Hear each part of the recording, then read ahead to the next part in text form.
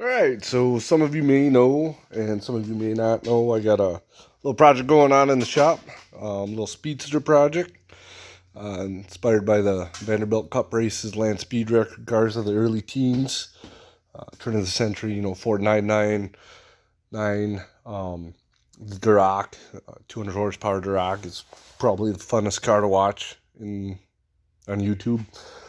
The Premier, just all kinds of amazing cars. Always wanted to do a big engine speedster. This one's 1938 American Lafrance, 1938-ish American Lafrance V12, based off the Auburn V12 from 1932, produced by Lycoming.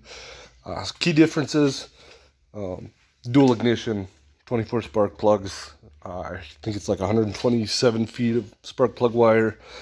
It had a giant oil cooler on it. Came off this water outlet. Went through a grid in here. Didn't quite fit the speedster build. Didn't need it. And I threw some copper line on there. Tapped it. Dual carbs, single barrel. Individual intakes for each bank. Chassis getting there. I got some springs on order, custom springs.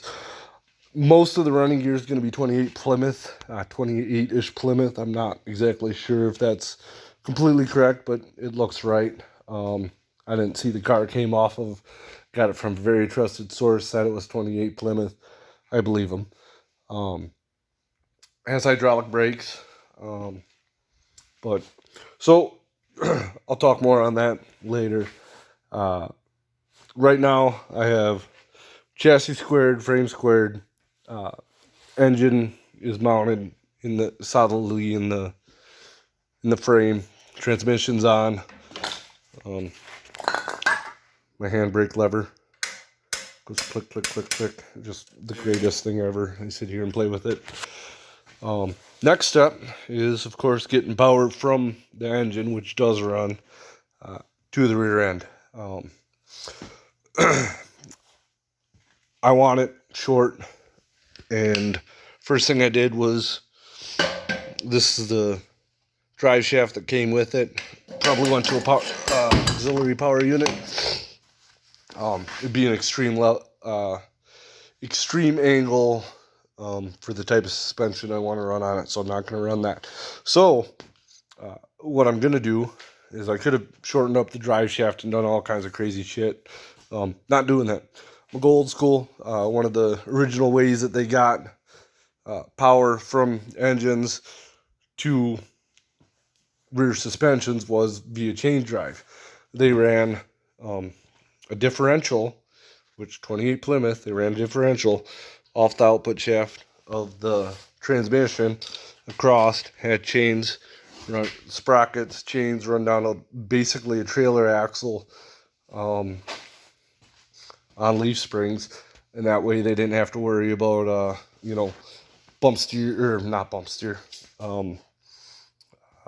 driveline vibrations. And, I can't think of all this stuff right now. What it's called. But so, of course, they don't just sell adapter kits for 1938 or 1938 American Lafrance transmission output flanges to 28 Plymouth 28 Plymouth rear differential adapters at big box stores, but they do sell it at McNeelius in their drop spin. Half-inch plate should work after a couple of modifications. So that's what we're working on now, and I'll update the video as we go.